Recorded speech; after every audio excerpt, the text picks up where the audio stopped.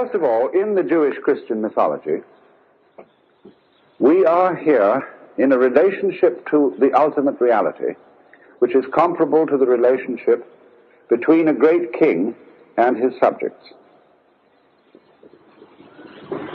This king is modeled on the ideal type of a great Near Eastern king who might have lived, say, around 4,000 or 3,000 BC. You remember, don't you, in reading about the fact that when those kings died, all their families and servants and many of their subjects were buried with them. They were killed outright by being, buried alive in the royal tomb.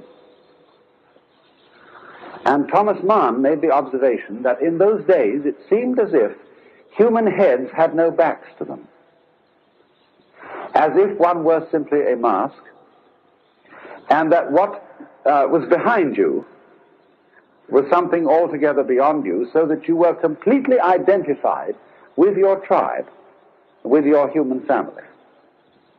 And so the king was like a queen bee, we would say the kingpin upon which everything depends.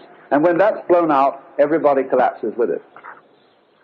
Only later did we grow backs to our skulls and then begin to feel enclosed.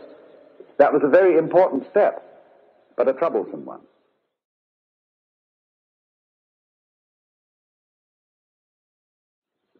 We don't feel in the lines of G.K. Chesterton, but now a great thing in the street seems any human nod, where move in strange democracy the million masks of God. We don't feel that, we feel all by ourselves. But we can get it back, this sensation of being absolutely one with the whole, and at the same time retain everything that we have won by the development of Western-style personality, the ego. So then,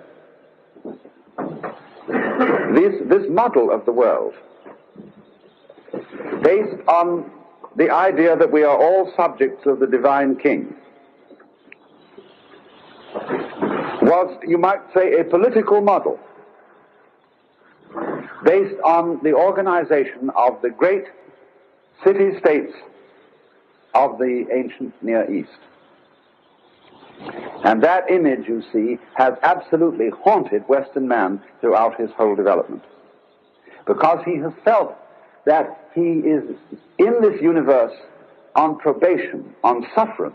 He doesn't quite belong here because there's this great, big, giant spirit who's saying to him, now you watch out.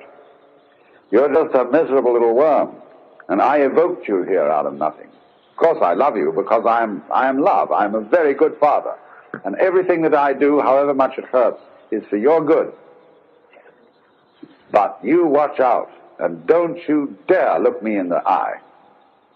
So everybody does this. See? All those customs where the ruler is faced this way, with head down, and so no looking at him directly, is based on this mythology. And of course it's based too on some political facts, because when a big man does attain to eminence, everybody is against him secretly. They hate him for it. So he has to be surrounded with guards and secret police. And people all lie with their faces on the floor, so that they're in a position where they can't attack. That's the whole idea. And that's why in the royal court, the throne has its back to the wall. There is nothing behind the throne. There are just guards on either side who can be watched a little. You see? So in a church, when the altar or the episcopal throne is right with its back to the wall, this really indicates a situation of fear. But if I'm not afraid of you, I shouldn't really have my back to the wall at all here in this situation. Only rooms are designed, our whole architecture, following the design of original courthouses, is made that way. After all, one should walk out into the middle of people and have people behind you, if you can trust them. So,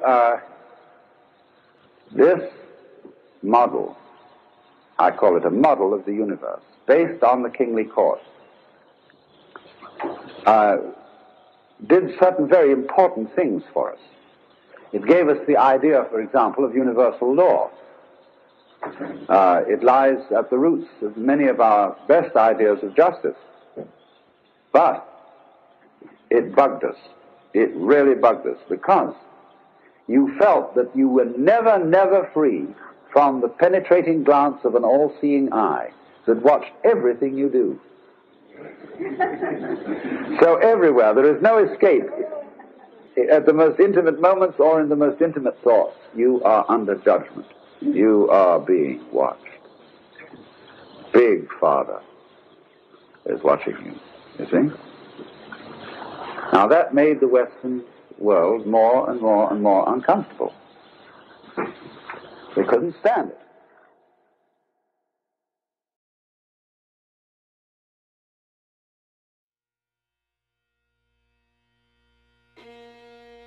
Second book I'm going to recommend here that you get is a book by Joseph Campbell, probably the world's foremost authority on myth and mythology.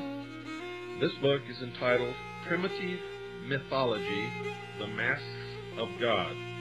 Again, it's by Joseph Campbell, Primitive Mythology, The Masks of God. And I believe it's printed by Penguin Books. Okay. Next one is also by Joseph Campbell, Occidental Mythology, The Masks of God. By Joseph Campbell, entitled Occidental Mythology, The Masks of God, also published by Penguin.